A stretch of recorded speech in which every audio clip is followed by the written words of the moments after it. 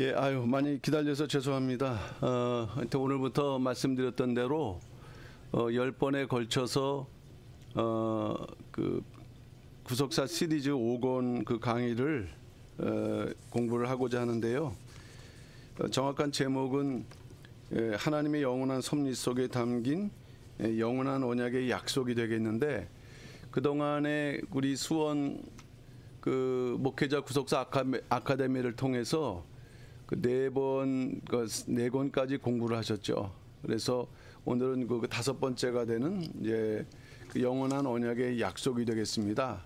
그 이제 첫 번째 오늘 강의의 제목은 존귀한 사람의 창조가 되겠습니다. 존귀한 사람의 창조. 10번 가운데 책을 이번 그 강의의 그 방식은 일단은 책 위주로, 책을 중심으로 해서 책 가운데 아주 중요한 내용들을 이제 발췌한 것을 교재로 만들었습니다. 그리고 그것을 다시 설명해 나가는 방식으로 하겠는데요. 오늘 첫 번째 존귀한 사람의 창조, 이것이 5권 영원한 언약의 약속과 어떠한 관계가 있는가. 왜냐하면 오늘 1강은 그 영원한 언약의 약속의 그 첫 번째 서론이 되는 부분이거든요. 그래서 전혀 무관한 것 같지만 그렇지 않다는 것을 오늘 이해를 이제 하시는 기회가 됐으면 좋겠습니다. 그러면 이제 서론적인 부분이 되는데, 말씀드렸던 대로 5권의 제목은 영원한 언약의 약속이라 했습니다. 영원한 언약의 약속. 여기에서 우리가 좀 관심 있게 봐야 될 부분은 이 언약이라는 부분하고 약속이라는 부분입니다.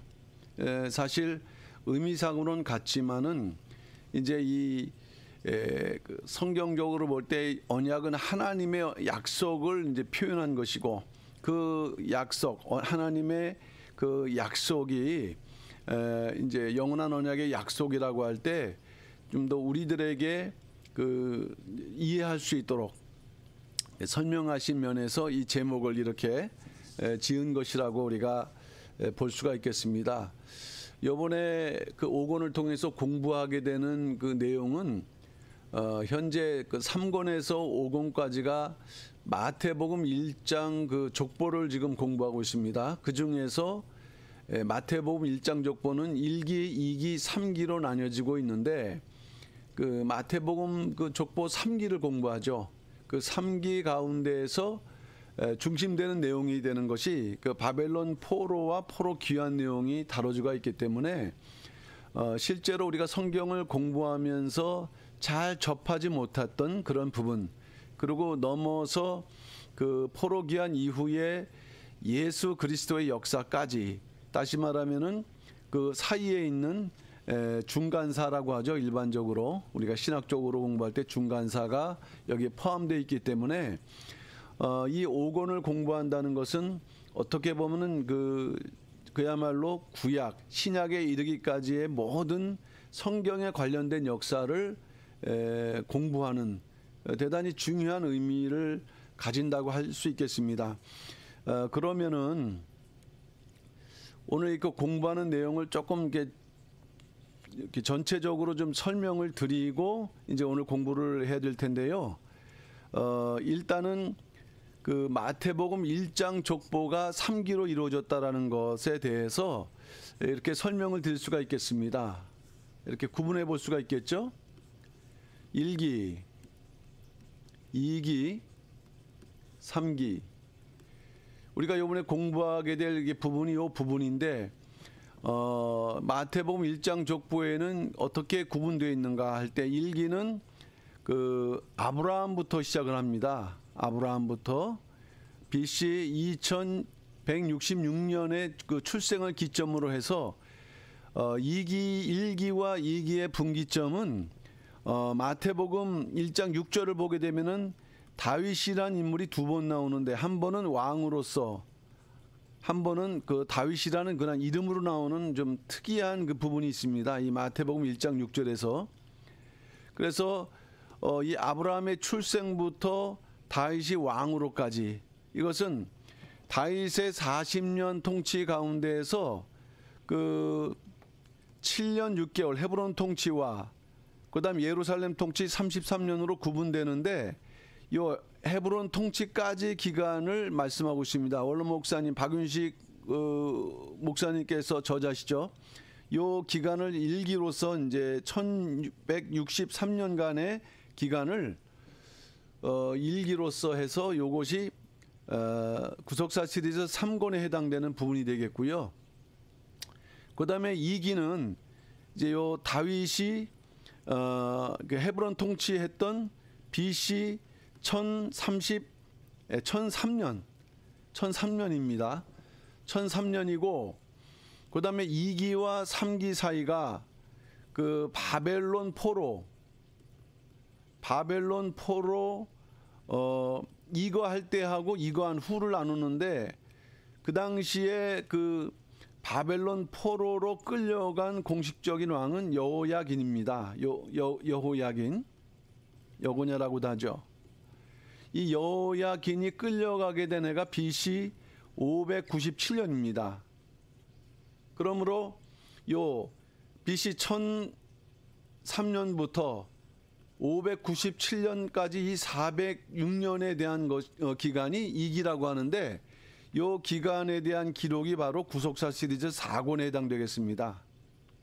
그러면은 우리가 이제 공부하게 되는 그 5권은 어디에 해당되는 것이냐? 이것은 바로 이제 여호야긴이 역시 포로로 끌려간 597년 이후부터 예수님의 출생 BC 4년이 되겠죠. 이 기간이 593년간의 기간이 되는데 전체적으로 보게 되면은 1163년, 406년, 그다음에 593년이라는 그 기간 속에서 그 기간 자체는 그렇게 길어 보이지 않습니다. 자, 그런데 여기에서 중요한 것은 예수님이 탄생하기 전에 약 400년간의 기간을 아까도 말씀드렸던 기간을 이렇게 중간사라고 하거든요. 그래서 사실은 성경에 기록되어 있지 않는 역사지만은 또 성경적으로 우리가 알아야 될 역사, 그 기간을 포함하면서 아브라함부터 예수 그리스도까지 하나님의 구속 역사 혹은 하나님의 언약이 그 끊임없이 계속적으로 진행돼 왔다라는 것을 이제 입증을 하고 있습니다. 그래서 이 기간에 대해서 공부를 하는데 여기서 한 가지 우리가 짚고 넘어가야 될 부분은 요 3권이라는 부분은 제목이 적지 않겠습니다만은 영원히 꺼지지 않는 언약의 등불입니다. 그러니까 여기서 영원이라는 단어와 또 언약이라는 단어가 나오거든요. 언약의 등불.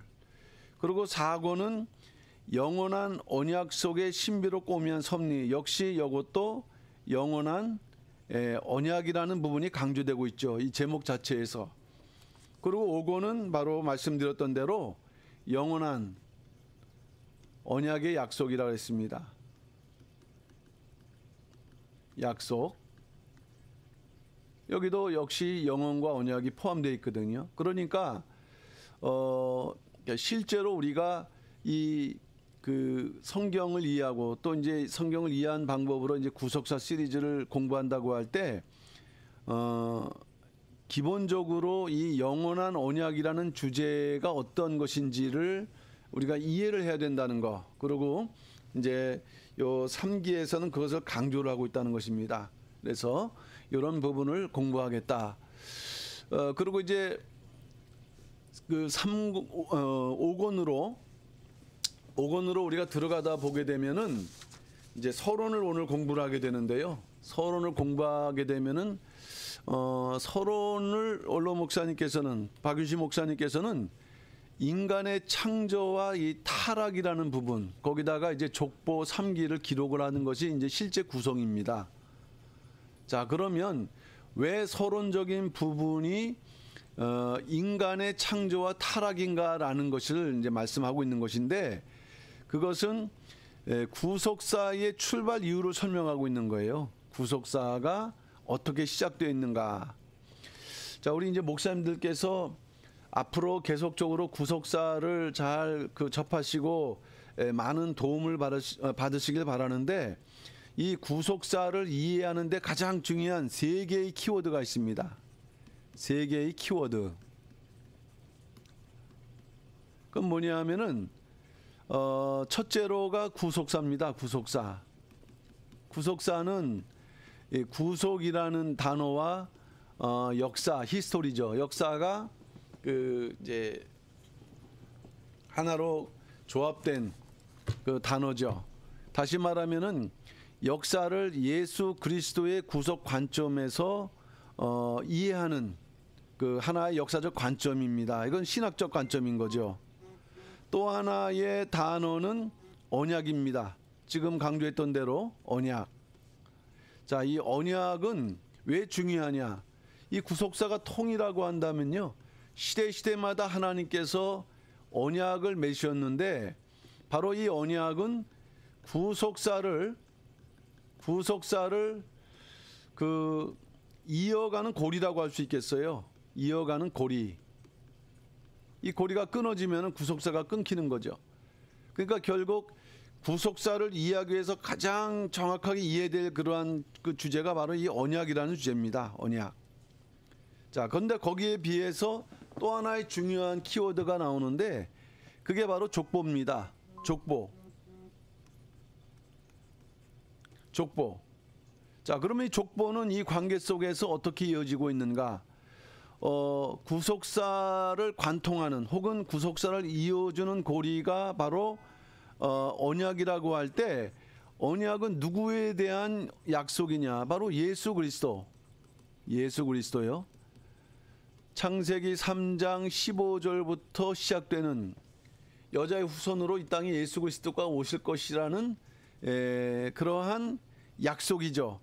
거기에 있을 때 이 족보는요, 지나간 역사에 대한 기록 아니겠습니까? 그 사람들을 기록하면서 역사가 된 것인데, 바로 이 족보는 예수 그리스도가 오심을 증거하는 가장 중요한 방법입니다.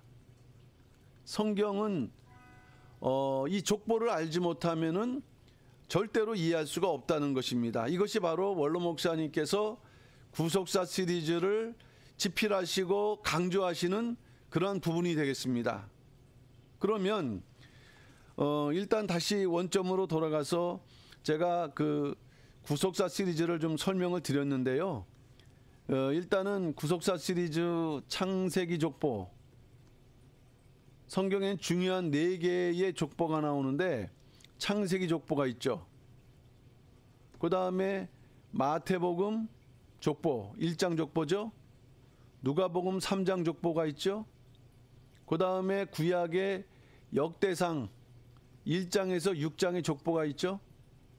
그러니까 이 족보의 의미를 정확하게 알지 않고서는 언약을 이해할 수 없고 구속사에 흐르는 하나님의 뜻을 알 수가 없다. 그래서 구속사 시리즈는 실제로 1권하고 2권은 창세기 족보를 다루고 있고요.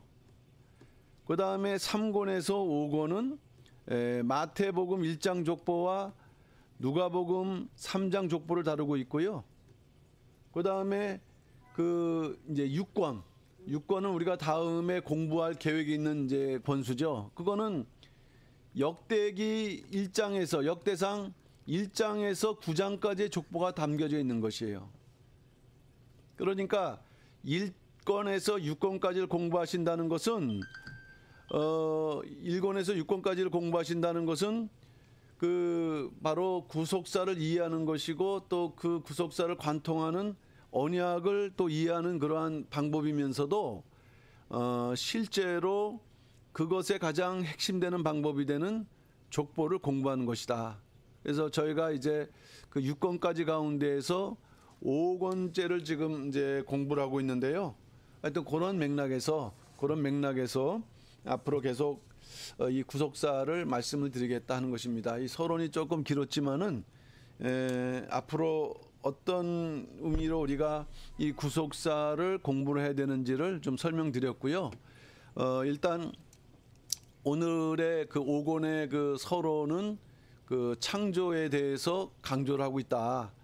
이제 우리는 구속사를 알아야 되지만은 그 출발점이 뭔가, 그 하나님의 창조다라는 것을 이제 알아야 된다라는 것을 그 5권에서는 말씀하고 있죠. 특별히 1장에서 3장까지를 보게 되면은 하나님의 그 성경의 선포이자 우주 만물 창조의 선포이거든요. 또 구속사의 선포. 거기에 뭐가 담겨져 있는 것이 사실은 그 하나님의 뜻이고 그 역사 전반에 담겨져 있는 그 뜻이라고 할 수가 있겠어요. 그 1장에서 3장을 보게 되면은 우주와 인생과 구원의 기원을 다루고 있다. 그래서 특별히 1장은 첫째 날에서 여섯째 날까지 창조를 다루고 있거든요. 이 창조지만은 이걸 또 구속사적으로 보게 되면은 하나님의 그 의미를 담고 있는 중요한 부분이 되겠죠.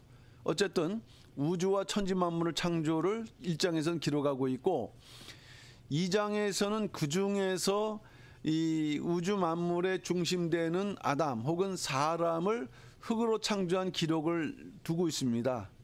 그러니까 확대를 하고 있는 거죠. 이 우주 만물 천지 창조 가운데서 가장 중심되는 인물이 여섯 번째 창조된 사람의 창조였거든요. 근데 그 사람이 어떤 존재인가, 하나님의 어떤 관계인가를 2장에서 다루고 있다. 흙으로 창조했다. 곧 에덴 동산을 창조해서 거기에 두었다. 그리고 여자 돕는 배필을 주셨는데 갈빗대로 창조했다. 이러한 참 어떻게 보면은 그 동화 같은 설명으로 돼 있지만 여기에 어마어마한 구속 경륜이 여기에 담겨져 있다는 것이에요.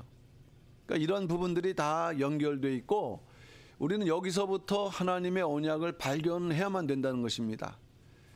그러다가 이제 3장으로 넘어가면서는 인간의 타락을 다루고 있는데 이 출발점, 결국에는 모든 것의 출발점이지만 결국 이 인간의 타락은 구속사의 시작을 사실은 그 알려주는 하나의 결정적인 내용이죠.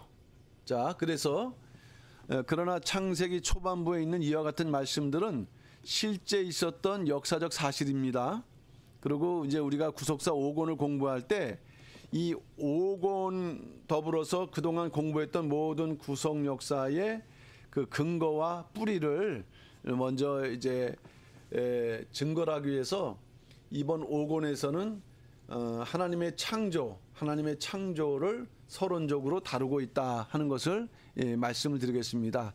자, 챕터가 지금 1번이 나오는데 이제 오늘 공부할 내용은 간략간략하게 7가지 챕터로 되어 있습니다. 첫 번째 챕터는 태초에 천지를 창조하신 하나님. 자, 태초에 천지를 창조하신 하나님이라 했습니다. 구속사 시리즈 챕터와 똑같은 그런 내용입니다. 자, 그러면 일단 천지 창조가 어떻게 이루어졌는가? 창세기 1장 1절은 선언이죠. 태초에 하나님이 천지를 창조하시니라. 이 네 가지 단어가 다 중요합니다. 태초에 하나님이 천지를 창조하시니라. 자, 어쨌든 중요한 것은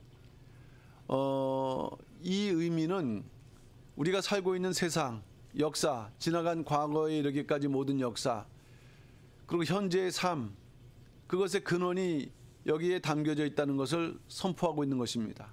그러니까 하나님께 달려 있다는 거죠. 자, 그러면서도 뭘 강조가 있느냐? 말씀으로 창조했다는 말씀이에요. 천지는 절대로 우연히 발생한 것이 아니다. 하나님의 말씀으로 창조된 것이다 라고 말씀을 하고 있습니다. 창세기 1장 3절 말씀이 증거하죠. 하나님이 가라사대. 이 가라사대라는 말씀이 바로 말씀하심이라는 것이 아니시겠어요? 말씀. 그 다음에 시편 33편 6절 말씀 보면은 구체적으로 시편 기자는 여호와의 말씀으로 하늘 궁창이 지어졌으며, 그 다음에 시편 33편 9절 말씀 볼 때 저가 말씀하심에 명하심에 지음을 받았습니다. 이렇게 창조가 되었다는 말씀이 되겠어요. 어쨌든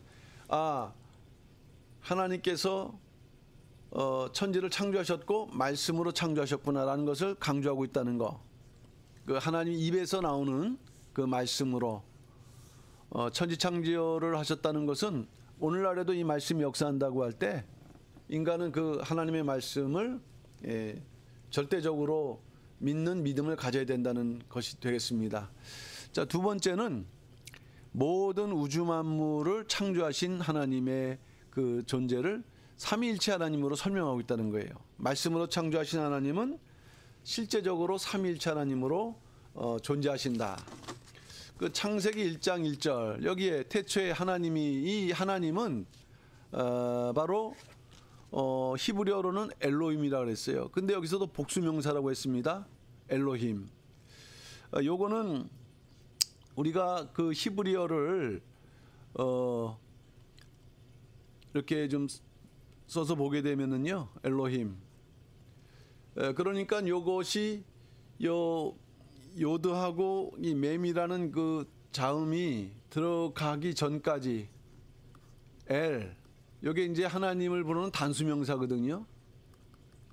이것이 이제 힘, 엘로힘 이렇게 붙여지면서는 복수명사로 바뀌게 되죠.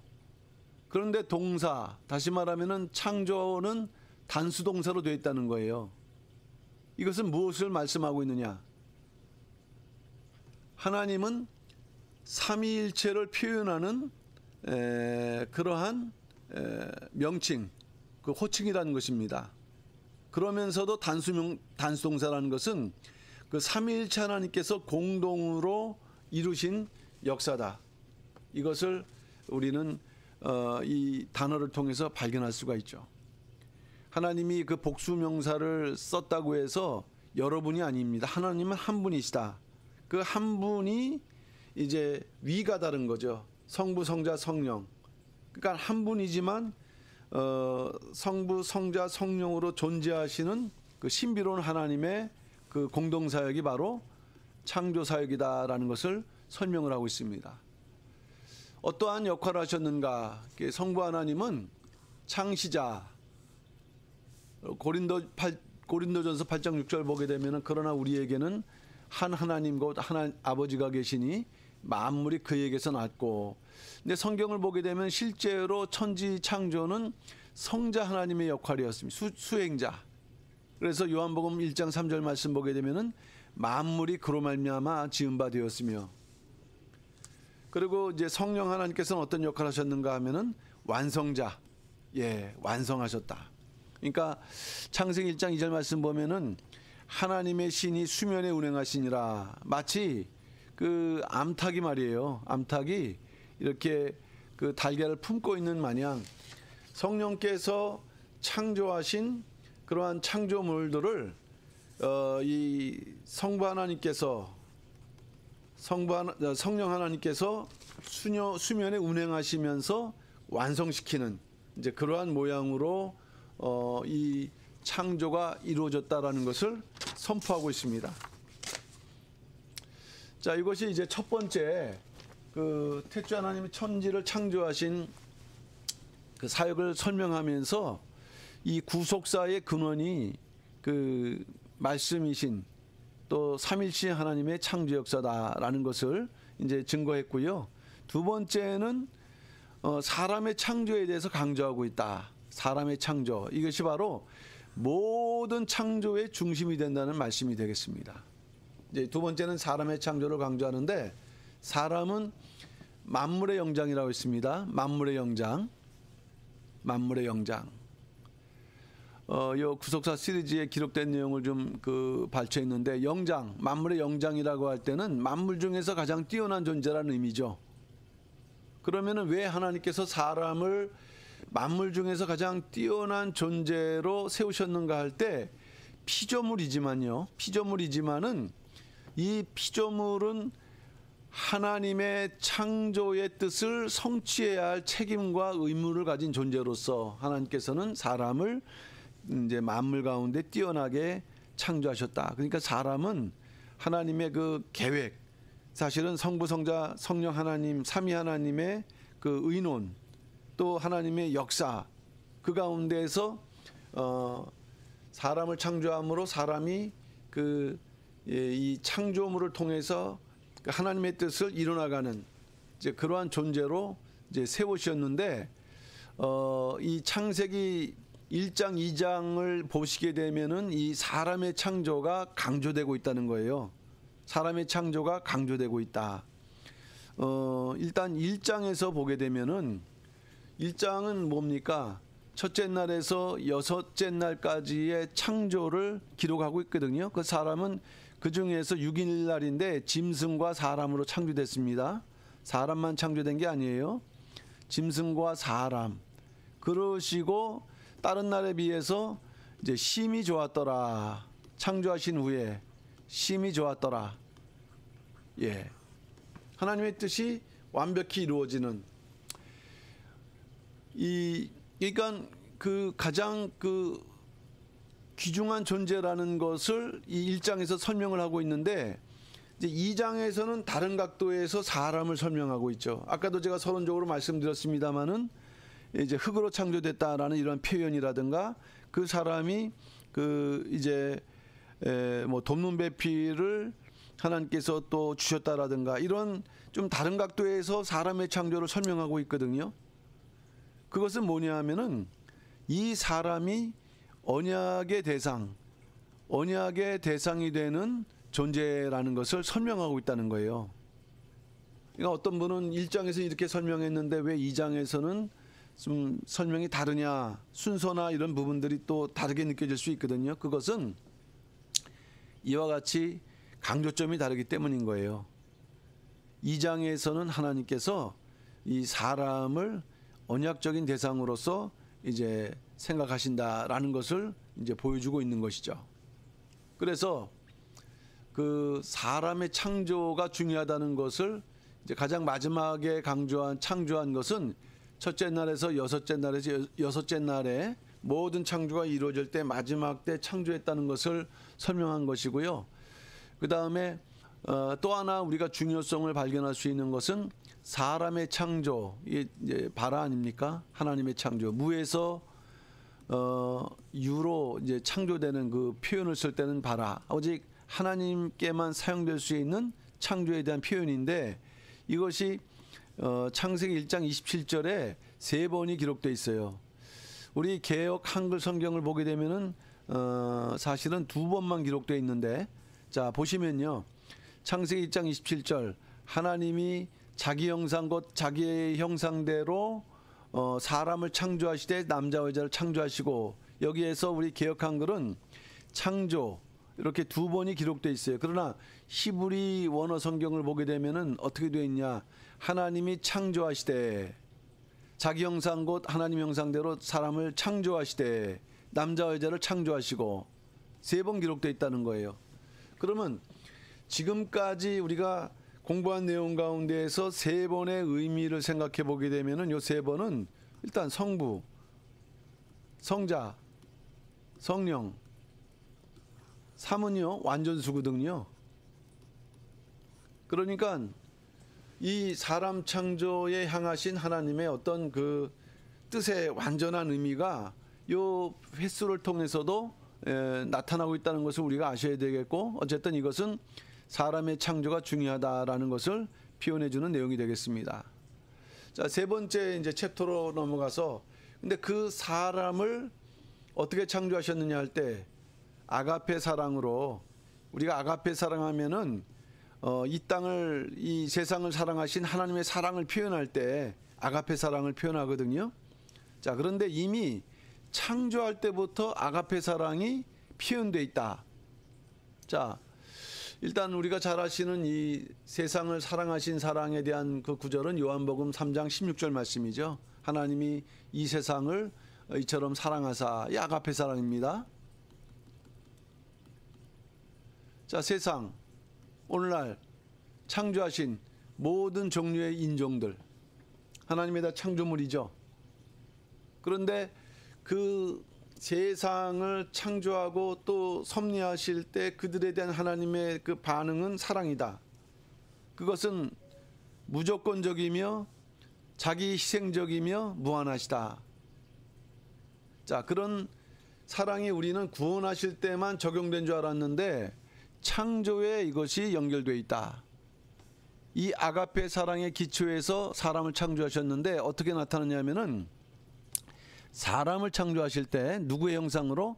하나님의 형상으로 창조하셨다는 부분이고요. 두 번째로는 그 빈약한 존재의 모든 만물을 맡기는 권한을 주셨다라는 거. 그리고 세 번째는 이 존재를 하나님을 닮아가는 영원성을 주셨다라는 거. 이거는 아가페 사랑이 아니면 불가능한 거죠. 뭐 우리가 어떤 도저히 인정할 수 없는 그런 존재를 이렇게 올려서 세상을 다스리는 왕으로 세운다면 그거 어떡하겠어요. 그거는 아무도 이 땅의 논리로서는 설명 안 되고 이해가 안 되는 부분이죠. 근데 하나님께서는 이처럼 사람에 대한 사랑은 참 무한하시다.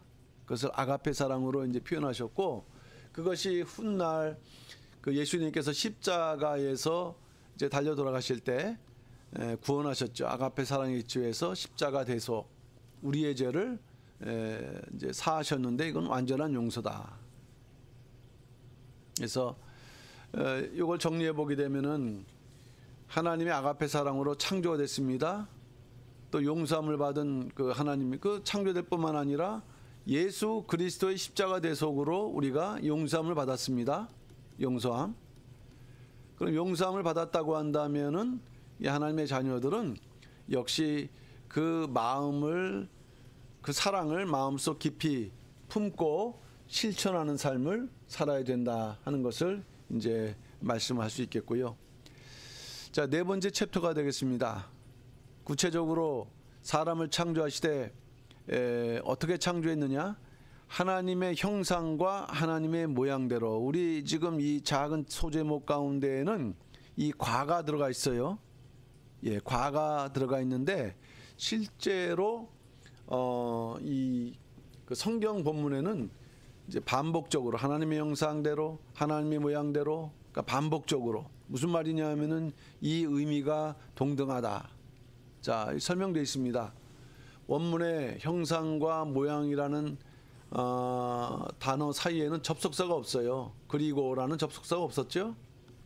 또는 and.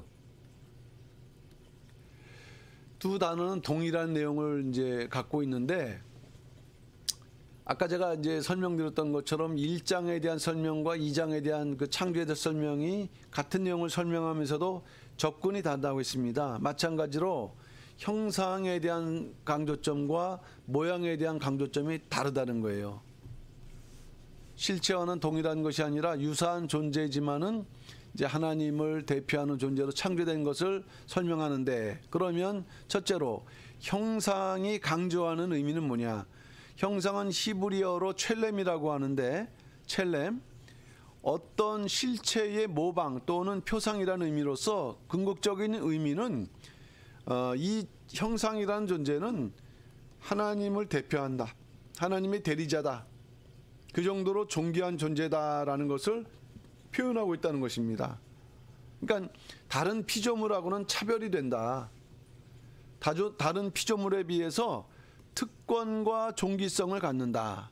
이제 그런 면에서 하나님께서 형상이라는 표현을 통해서 우리에게 말씀했다고 한다면, 모양은 그 하나님의 그 속성을 많이 닮았다, 유사하다, 다르죠.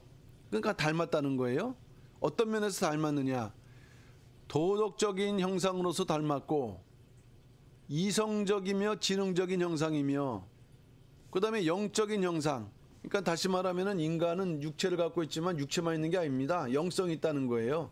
그래서 영원한 세계를 추구할 수 있는 그러한 존재. 그리고 이제 불멸을 뭔가 그 사모하는 마음이 있는 것이죠.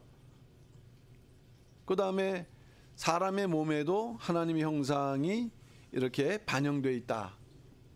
그래서 이러한 내용들, 이 인간이 하나님의 대리자인 면에서는 형상, 그 다음에 이렇게 구체적인 그런 내용으로 그 하나님의 그 속성을 닮은 면에서는 모양이라는 표현을 통해서 이렇게 창조하셨을 때 성부, 성자, 성령께서 논의하신 결과가 얼마나 깊고 오묘한가 하는 것을 이제 우리에게 말씀하지만, 그것을 간략하게 설명하는 게 바로 뭐냐? 그게 바로 형상과 모양이다. 이 두 단어입니다.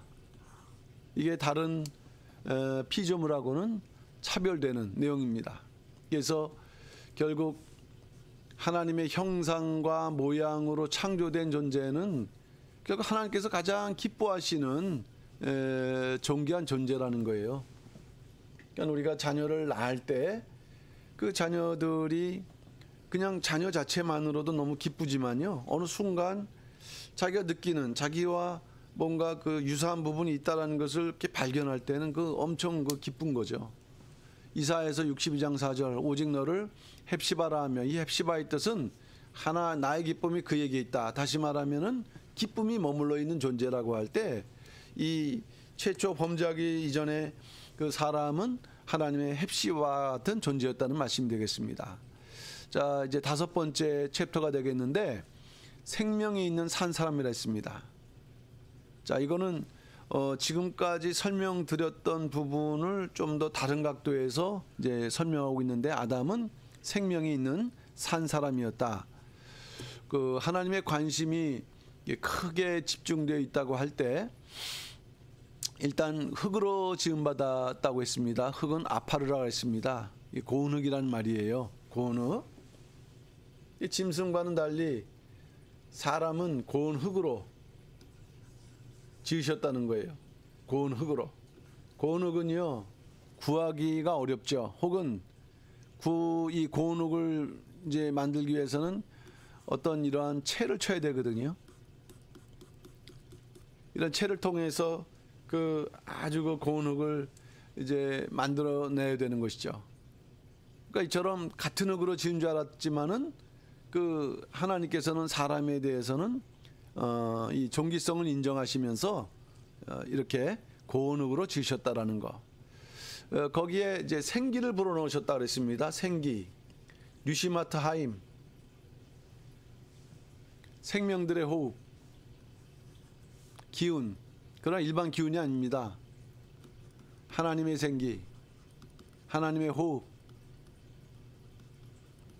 그 유사한 기록이 요한복음 20장 22절에 있는데요. 부활하신 주님께서 제자들 향해서 말씀을 하시고 나서 저희를 향해서 숨을 내셨다 그랬어요. 가라사대 성령을 받아라. 그러니까 아담에게 이렇게 불어넣으셨던 그 생기는 그냥 일상적인 육체의 어떤 그 생명을 위해서 불어넣으신 그 이상이라는 것을 우리가 아셔야겠습니다. 어쨌든 아담이라는 존재는 대단히 중요한 그 영적인 그러한 영성을 갖는 존재였다는 것을 우리는 알 수 있겠습니다. 그러면서도 아담은 영육이 단일체라고 했는데 그것을 이 창세기 2장에서는 생명이라고 표현하고 있어요. 이 생명은 대단히 중요한, 또 구속사적으로 대단히 중요한 위치를 갖고 있죠. 히브리 말로 네페시아야라고 하는데 결국 생명이 있는 산 사람, 생명, 하나님의 생명이 있는 산 사람, 영혼과 육체를 가지고 숨쉬는 존재, 아직 완전한 하나님의 그 모습을 닮은 존재는 아니지만 가능성을 갖는 존재, 생명을 갖고 살아있는, 그래서 영원한 그러한 신령한 그 하나님을 닮아가는 존재로 이렇게 창조되었다 하는 것을 이제 말씀하고 있는 내용입니다. 그 아담을 하나님께서는 에덴 동산에 창조하셨다. 에덴 동산. 에덴 동산을 창조하시고 거기에 두셨다는 말씀이죠.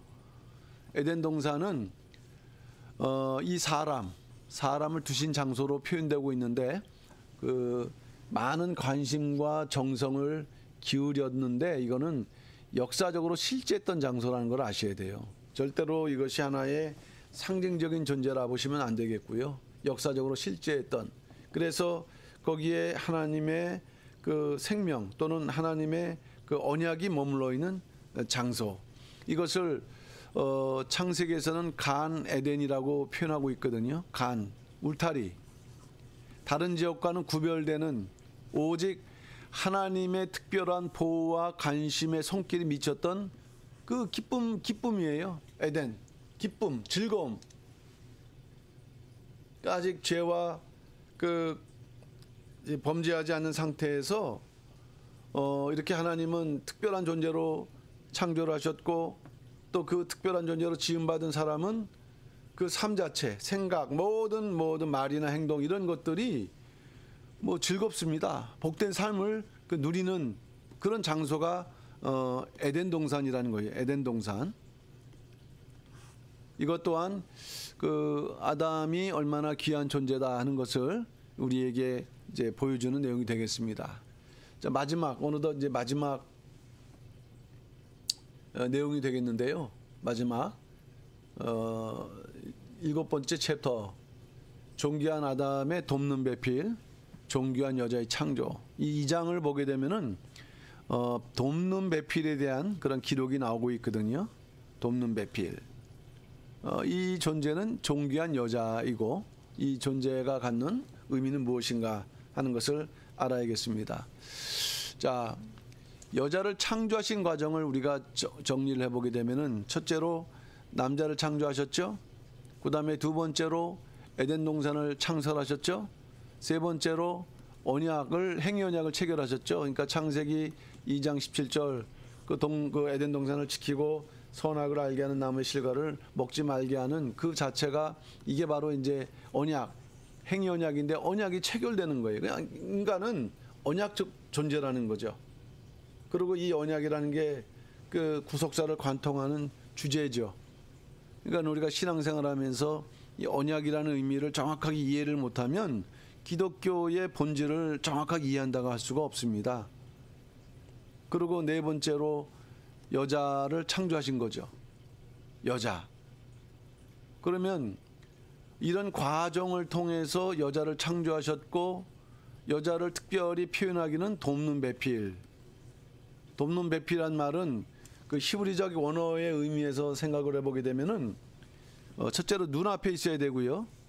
그리고 마주대야 되고요. 그리고 서로 도움을 주는.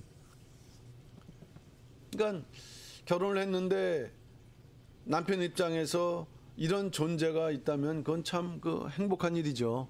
눈앞에 그리고 늘 마주대하면서 싸우는 게 아니라 도움을 준다. 뭐 최고의 아내죠. 하나님은 여자를 이러한 그 돕는 배필로 창조하셨다. 자, 그 전에 여기서 보게 되면은 여자를 창조를 하신 요 사이에 말이죠. 요 사이에 먼저 각종 생물의 이름을 짓도록 하셨다. 자, 각종 생물의 이름을 짓도록 하셨던 것은 일단 아담이 만물의 영장이기 때문에 또 그런 대표자이기 때문에 그런 자격이 있는 거예요. 그러나 돕는 배필의 관계 속에서 그런 이름을 주신 것은요. 첫째로 아담에게 그와 함께 일할 사람이 필요하다. 이름을 짓다 보게 되면은 그 동물들은 다 쌍이 있는 것을 발견하게 되고 내게도 이러한 존재가 필요하구나라는 것을 이제 깨닫는 목적이 있는 거고요. 두 번째, 이 사람이 아닌 피조물 중에는 돕는 배필이 없다. 그러니까 인격적이지 않다는 말씀이 되겠어요.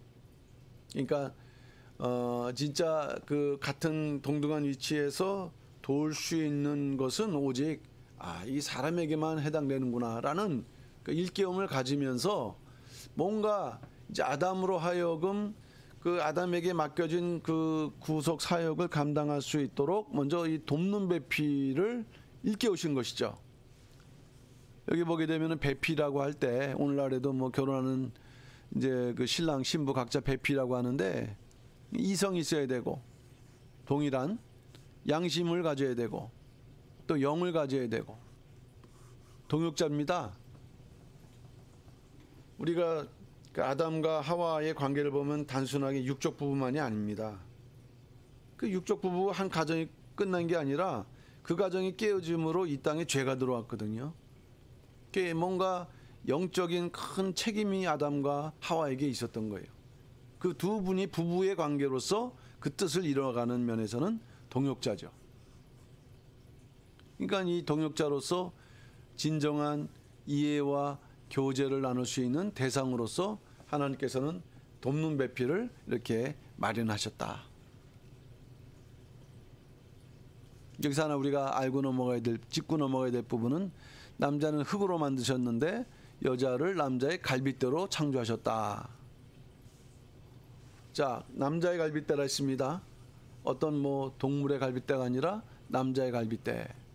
이거는 남자의 일부분이라는 의미예요. 그래서 기본적으로 여자는 남자를 보필해야 된다. 그러나 남자의 일부분이기 때문에 부부는 한 몸이다. 이런 의미가 담겨져 있고요. 두 번째는 직분은 다르지만 인격은 동등하다. 이 갈빗대라는 위치가 그렇지 않습니까? 머리뼈가 아니고요.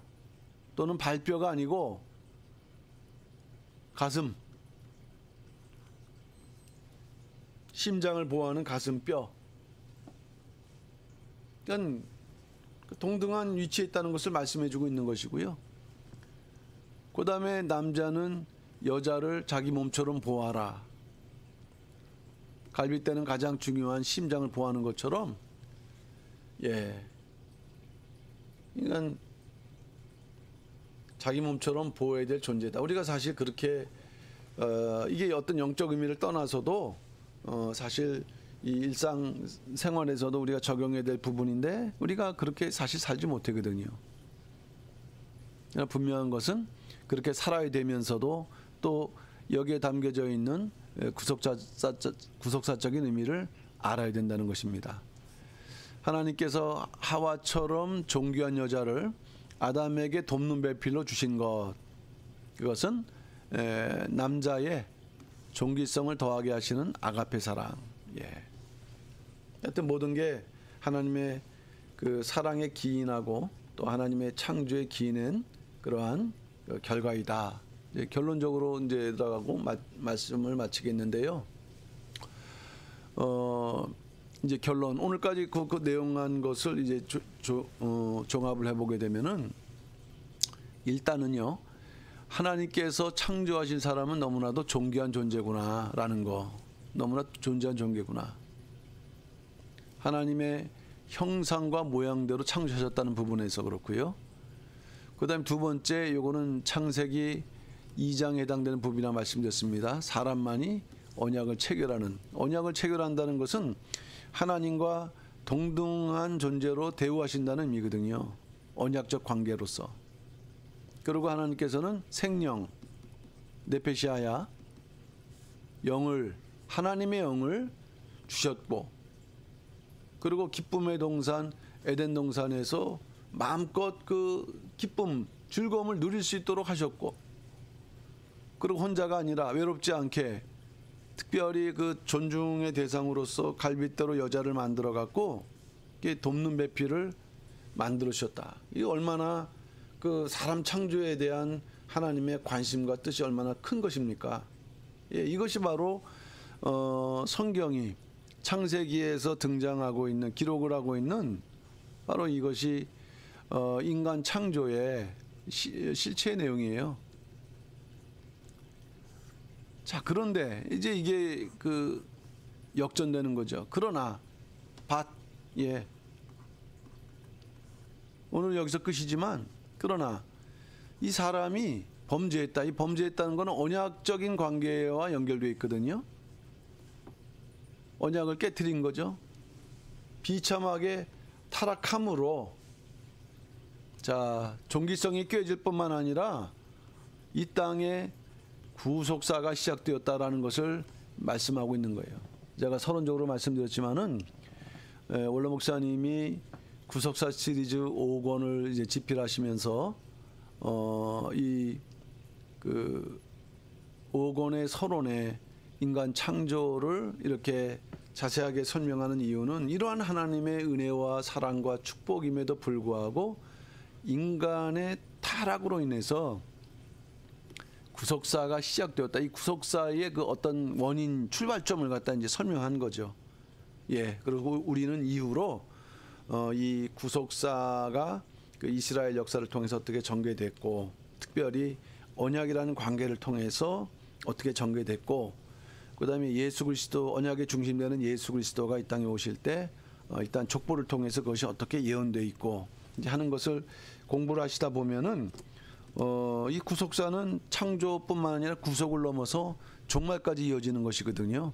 그러니까 성경 전체를 통해서 오늘날 우리가 살고 있는 이 시대뿐만 아니라 앞으로 다가오는 그런 모든 시대를 이 구속사적 관점에서 예측할 수 있는 그런 지혜를 하나님께서 허락하신 줄로 믿습니다. 이제 그런 면에서 우리 이번 수원 그 목회자 아카데미를 통해서는요, 이 5권을 우리가 좀 자세하게 공부를 하고요. 그래서 우리 목사님들에게 작은아마 이 목회에 도움되는 그러한 시간을 가지려고 합니다. 그래서 앞으로도 매주 화요일 날 2시에 공부를 하고요. 오늘은 한 강의를 했는데 일단 계획성으로는 이제 그 강의를 2개씩 준비를 했어요. 근데 그게 실제로 어떻게 될지는 모르겠습니다만은 만약에 아니면 이제 또 날수가 더 늘어나겠죠. 일단은 책을 이제 좀 위주로 하기 때문에 그렇게 준비가 됐는데 계속 잘 참석하셔서 저도 좀 은혜 가운데 전하고 우리 목사님도 도움되시고 그리고 가능하면은 이 저자께서 어떠한 취지에서 이러한 말씀을 하셨는가라는 맥락에서 말씀을 드리려고 하기 때문에 제가 그렇게 잘한다고 할 수 없습니다. 그러나 그래도 저자가 말씀하시는 그 순간순간에 있었기 때문에 그런 것들을 좀 생생하게 전달할 수 있지 않을까라는 그런 하나의 그 좀 장점을 가지고 이렇게 공부를 하고자 하는데 좀 기도해 주시고 또 많이 그 관심 있게 참석해 주셨으면 감사하겠습니다. 자, 그러면 오늘은 여기까지 마치도록 하겠습니다. 제가 잠시 기도하고 주기도문하고 마치도록 하겠습니다.